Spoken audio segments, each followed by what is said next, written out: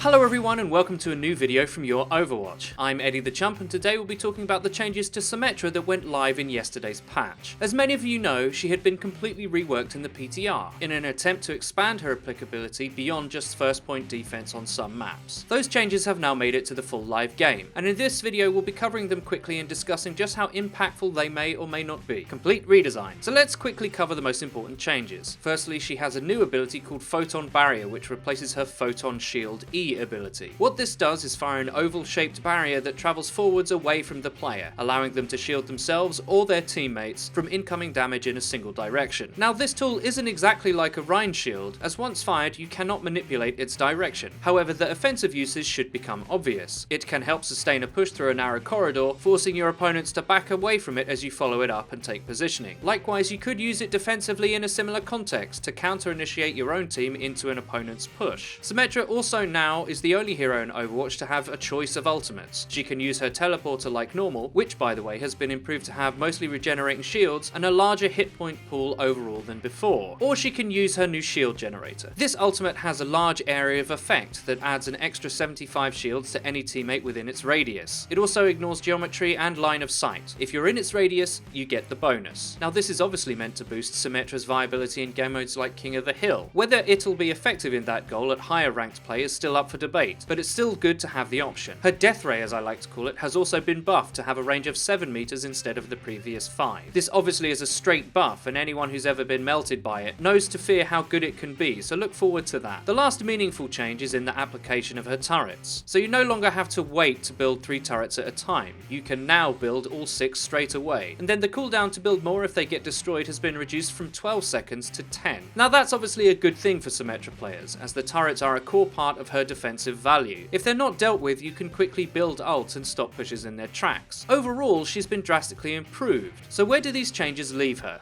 Application. So right now, across the game, there are many changes that have occurred all at once, and because of this, the meta isn't really settled yet. Is triple tank Ana the dominant setup, or will triple DPS squad comp come to be the best option? These questions are still being discussed by pros in their matchups, with no clear definitive answer to be concluded yet. However, at least at the pro level, Symmetra's use has been limited. Not non-existent, but limited. It comes down to a value equation. Who is Symmetra competing with to be picked? What value would she be replacing? Well, one thing that most of the pro and casual rank community agrees on is that Ana is the prime support in the game. Symmetra just doesn't stack up against the amount of utility Ana provides. So what about second support? Well, Lucio is still the most selected option at this point, and despite her changes, Symmetra still lags behind even Zen and Mercy. But what if, like us, you don't really see her as a support hero? What if we reconsider her in the framework of a defense hero instead? Then she starts to make a little bit more sense, like another builder, Torbjorn. In that light, she can be a little more easy to understand. First, let's deal with the new barrier. It's a good idea for an ability, but Symmetra lacks the health pool to be fighting on the front line without shielding, and her Photon Barrier is certainly shielding, but not in the same sense as a Rhine shield or even D.Va's defense matrix. It's a fire and forget shield that suffers from one fatal flaw. If used incorrectly, people can just move to the side as it continues on its path. Primary shielding for your team it is not. A useful offensive tool and a choke when combined with actual tanks?